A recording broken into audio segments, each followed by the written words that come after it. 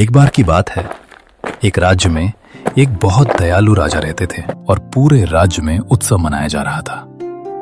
दरबार में प्रजा इकट्ठा हुई और राजा को जन्मदिन की शुभकामनाएं देने लगी। राजा अपने लोगों का प्रेम देखकर बहुत प्रसन्न हुए।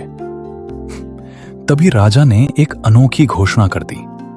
उन्होंने कहा, मेरी प्यारी प्रजा, आज मेरे जन्मदिन पर आप सबका प्रेम पाकर मैं बहुत प्रसन्न हूं। आज मैं ऐलान करता हूं कि अपने हाथी गजानन के वजन के बराबर सोना प्रजा में बांटा जाएगा। मंत्री जी, इस आदेश को पूरा किया जाए। जी महाराज, आपकी आज्ञा का पालन होगा। लेकिन समस्या ये थी कि इतने बड़े हाथी का वजन किया कैसे जाए।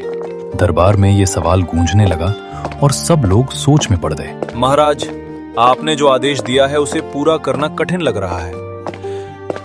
इतने बड़े हाथी का वजन हम कैसे करें, ये समझ नहीं आ रहा। कोई बात नहीं मंत्री जी, आप चिंता ना करें। इसका भी एक उपाय है। आप कल से ऐसे व्यक्ति की तलाश में निकल जाइए जो इस काम को सफलतापूर्वक कर सके। जी महाराज, आपकी आज्ञा का पालन होगा। मंत्री जी उसी समय उस व्यक्ति की तलाश में निकल पड़े। चलते चलते वे काफी दूर निकल आए और कुछ ही देर बाद वे एक नदी के किनारे पहुंचे। मंत्री जी, आप यहाँ नदी किनारे कैसे?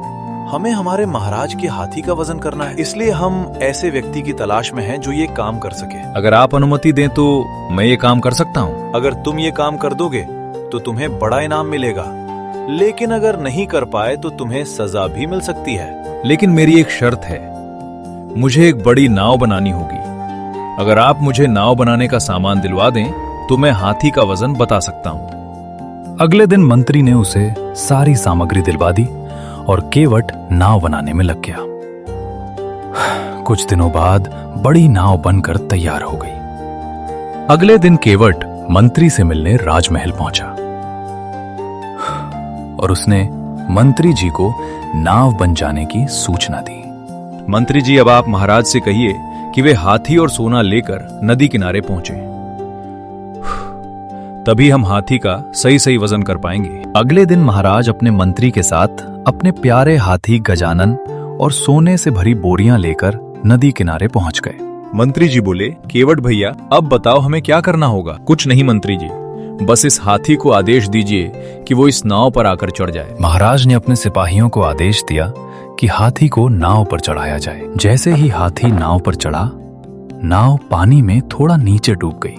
महाराज, ध्यान से देखिए, हाथी के वजन की वजह से नाव पानी में नीचे डूब गई है। ये तो ठीक है, लेकिन हाथी का सही वजन कैसे पता चलेगा? कोई बात नहीं महाराज, अभी सब समझ में आ जाएगा। मंत्री जी, अब हाथी को नाव से नीचे उतार दीजिए। इसके बाद हाथी को नाव से नीचे उतार दिया गया।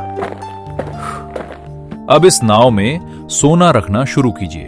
अब मंत्री जी ने नाव में सोने की बोरियां रखवानी शुरू कर दी। धीरे धीरे नाव फिर से पानी में नीचे डूबने लगी। जैसे ही नाव उसी निशान तक पहुंची, केवट ने सबको रुकने के लिए कहा। अब नाव में उतना ही वजन हो गया है जितना आपके हाथी का है। हाथी के वजन से नाव जितनी डूबी थी, अब उतनी ही सोने के वजन से डूब गई है। यही आपके हाथी का सही वजन है। और अगले दिन महाराज ने हाथी के वजन के बराबर सोना अपनी प्रजा में बांट दिया।